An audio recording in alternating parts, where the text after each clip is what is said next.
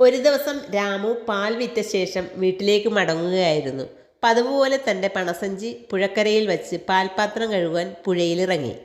ഈ സമയം വയസ്സൻ കുരങ്ങൻ ചെന്നു രാമുവിൻ്റെ പണസഞ്ചി എടുത്ത് മരക്കൊമ്പിൽ കയറിയിരുന്നു. പാത്രം കഴുകി തിരിച്ചു വന്ന രാമു തൻ്റെ പണസഞ്ചി കാണാതെ അമ്പരന്നു. അയാൾ അവിടെ മുഴുവനും തപ്പി നടന്നു.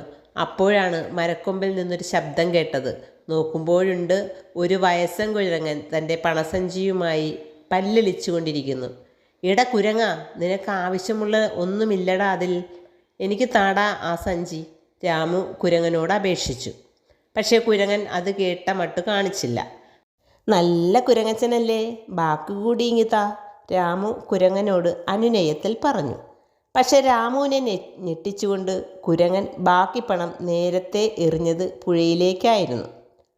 "അയ്യോ, ചതിച്ചോ കുരങ്ങ," രാമു തലയിൽ കൈവച്ചു. "വെള്ളത്തിൻ്റെ